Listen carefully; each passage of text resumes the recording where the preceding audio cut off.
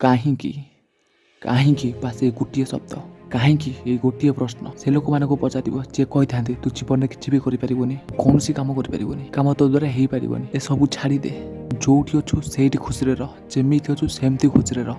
ଏମାନଙ୍କ ମୁହଁରେ ବାସ୍ ଏ ଗୋଟିଏ କଥା କହ, କାହିଁକି କାହିଁକି ମୁଁ କିଛି କରିପାରିବିନି, କାହିଁକି ମୁଁ ଆଗକୁ ବଢ଼ିପାରିବିନି, କାହିଁକି ଯୋଉଠି ମୁଁ ଅଛି ସେଇଠି ଖୁସିରେ ରହିବି, କାହିଁକି ତୁମେ ଚାହୁଁଛ କି ମୁଁ ଆଗକୁ ନ ବଢ଼ିପାରିବି। ଯଦି ତୁମେ ଚାହିଁଥାନ୍ତା ମୋର କନଫିଡେନ୍ସ ବଢ଼େଇ ପାରିଥାନ୍ତା, ସେଟା ହଉ ପଛେ କହିପାରିଥାନ୍ତା ତୁ ସବୁ କିଛି କରିପାରିବୁ, ହେଲେ ତୁ କ'ଣ କଲୁ?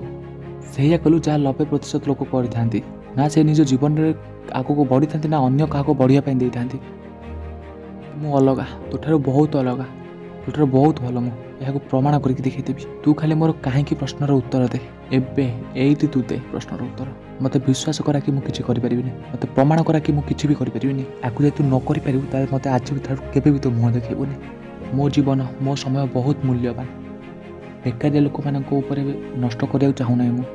ମୋତେ ରାସ୍ତା ଦେଖାଯାଏ, ତୋତେ ଯେବେ ଅସୁବିଧା ଦେଖାଯାଏ, ମୋତେ ଆଶା ଦେଖାଯାଏ, ତୋତେ ଯେବେ ଦୁର୍ବଳତା ଦେଖାଯାଏ।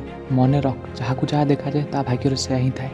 ନିଜ ଉପରେ ମୋର ଏତେ ବିଶ୍ୱାସ ଅଛି ଯେ ଅନ୍ୟ କାହାର ଆବଶ୍ୟକ ହିଁ ନାହିଁ ମୋର। ଜାଣିଛି ମୁଁ ତୋ ଭଳିଆ ବି ଲୋକ ବି ଜୀବନରେ ଆସିବା ଦରକାର, ଯାହାଦ୍ୱାରା ନିଜ ଉପରେ ଅଧିକ ଭରସା କରିଥାଏ। ମୁଁ ଜୀବନରେ ଏମିତି ଲୋକମାନେ ଆସିବେ ଯେ ବିନା କୌଣସି କାରଣରେ ଡିମୋଟିଭେଟ୍ କରିବେ। ଏତେ ଲୋକ ନୂଆ ମିଳିବେ ଯିଏକି ତୁମର ସମୟକୁ ବର୍ବାଦ କରିବାକୁ ଚେଷ୍ଟା କରୁଥିବେ। ଏତେ ସାଙ୍ଗ ମିଳିବେ ଯିଏକି ଶତ୍ରୁଠାରୁ ଅଧିକ ଖରାପ ହେଇଥିବେ। ଜୀବନରେ ଝଡ଼ ଆସିବା ବି ଦରକାର, ଯାହାଦ୍ୱାରା ନିଜ ଔକାତ ଜଣାପଡ଼ିବ।